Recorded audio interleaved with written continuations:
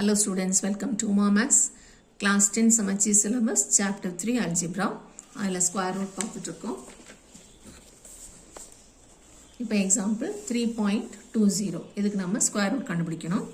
இங்கே ஒரு 3 terms, இங்கே ஒரு 3 terms, இங்கே ஒரு 3 terms. ஸோ 3 டேர்ம்ஸில் நமக்கு 3 brackets கொடுத்துருக்காங்க. நம்ம எல்லாத்தையும் ஃபேக்டரைஸ் பண்ணிவிட்டு அதுக்கப்புறமா ஈவன் பவரில் half of the power வெளியே எடுக்கணும்.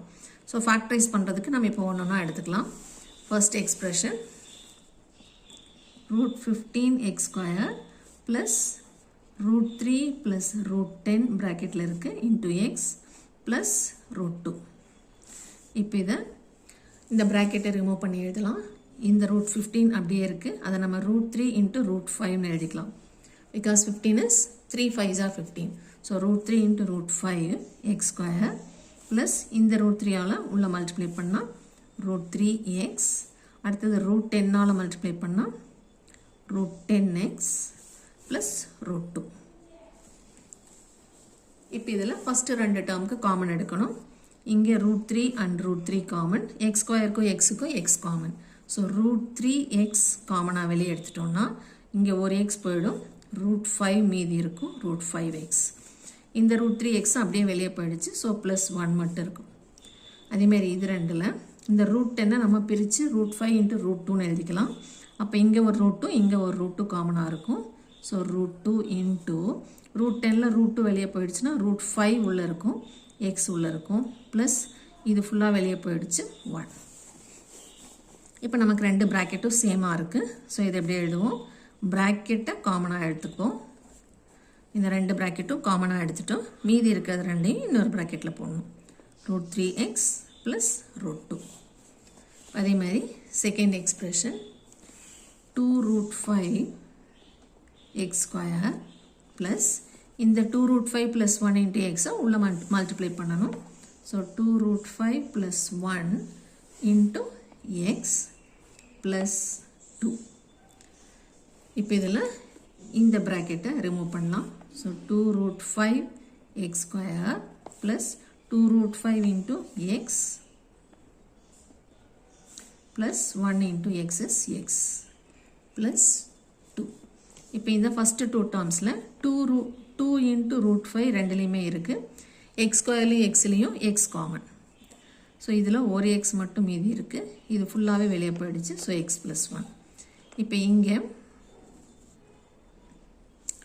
2 root 5x plus 1x plus 2. இப்போ இது ரெண்டுலேயும் ஒன்றுமே காமன் இல்லை. ஸோ x plus 2 அப்படியே உள்ளே இருக்கும். இங்கே அப்போ ஒரு 2 இருக்குது. சாரி, கொஷின் தப்பாக எழுதியிருக்கேன். இது 2 root 5x ஸ்கொயர் கிடையாது, வெறும் root 5x ஸ்கொயர். ஸோ இங்கே இருக்கிற 2 வராது, வெறும் root 5 into x ஸ்கொயர் தான். ஸோ இந்த 2 இருக்காது. இப்போ இது ரெண்டில் காமன் 2 வராது, root 5 மட்டும்தான் காமன். ஸோ root 5ம் ஒரு எக்ஸும் போக மீதி ஒரு எக்ஸ் மட்டும் உள்ளே இருக்கும். இங்கே root 5ம் எக்ஸும் மட்டும்தான் வெளியே போயிருக்கு, அப்போ இங்கே 2 மீதி இருக்கும். ப்ளஸ் இந்த x plus 2ல் காமன் எதுவுமே இல்லை, ஸோ நம்ம 1ன்னு வச்சுக்கிறோம், இன்ட்டு x plus 2. இப்போ இந்த ரெண்டு ப்ராக்கெட்லேயும் x plus 2 காமனாக வச்சுக்கிறோம், இன்ட்டு மீதி இருக்கிற இந்த root 5x plus 1 அப்படி எழுதிக்கிறோம். இப்போ தேர்ட் எக்ஸ்பிரஷன், இங்கே இருக்கிற இந்த தேர்ட் எக்ஸ்பிரஷனை ஃபேக்டரைஸ் பண்ணணும். root 3x square plus 2 root 2 plus 2 root 3 into x. கொஷினை கரெக்டாக எழுதுகிறோமான்னு ஒரு தடவை செக் பண்ணிக்கோங்க. Plus 2 root 2. இப்போ இதை உள்ள மல்டிப்ளை பண்ணலாம்.